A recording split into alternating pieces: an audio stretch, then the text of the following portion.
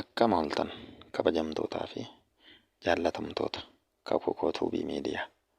Har'a kan nuti walii wajjin ilaallu akkaataa itti deeskitooppii kastamaayizii godhan yookiin deeskitooppii kastamaayizii kan jedhamudha.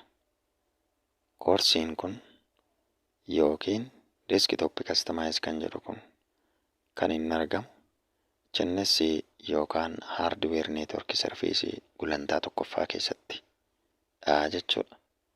Kanuma irratti hundaa'uudhaan afaan Oromoodhaan akkaataa itti deeskitooppii keenya kastamaayizii goonu yookaan koomaan deeskitooppii aayikensii warra jedhaman kanneen akka maay kompiitarii, neetwork pileesii, riisaayikil biinii fi kan kana fakkaatan deeskitooppii keenya irratti akkaataa mul'ifnu walii wajjin ilaalla.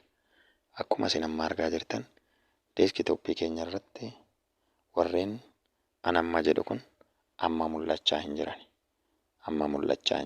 Akkuma nama karzarii koon iskiriinii irra naannessee isinitti argisiisaa jiru deeskitooppii aayikensii warri jedhaman kanneen armaan dura maqaa isaanii waamee mul'achaa hin jiranii jechuudha.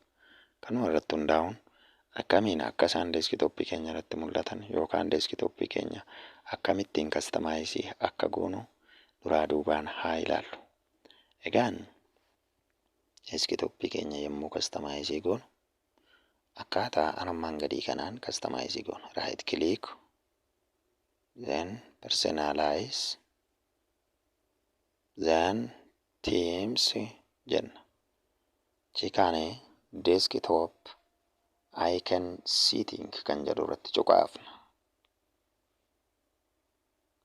Chikaane dialog boxii desktop iconiin gaafa dhufu check boxii amma argaa jirtan kana keessatti cuqaasuudhaan mallattoo raayitii cheek boxii keessatti eddii goonee waliin geenyee booddee mallattoo raayitii kas gochuun eddii goonee waliin geenyee booddee appilaayi okee jennaa jechuudha. Chikaanee iskiriinii adii kana lefti kiliikiidhaan irraa kiloos goona. Amma akkuma argitan koomaan deeskitooppii aayikensii warri jedhaman hundumti isaanii dhufanii iskiriinii keenya irratti mul'ataniiru jechuudha. Kanneen akka kontirool paanaalii, kanneen akka loogoo faayilii yookiin kanneen akka kompiitaraa, kanneen akka neetwork pileesii, kanneen akka riisaayikil biinii fi warreen kana fakkaatan hundumti isaanii iskiriinii keenya irratti mul'ataniiru jechuudha. Egaan dhaggeeffattoota keenya iskiriinii yookaan deeskitooppii kastamaayizii kan jedhu har'a nuti walii wajjin ilaallee fi wiindooteen irratti akkaataan itti deeskitooppii kastamaayizii godhan akka anamma isinitti hime kanaanidha jechuudha.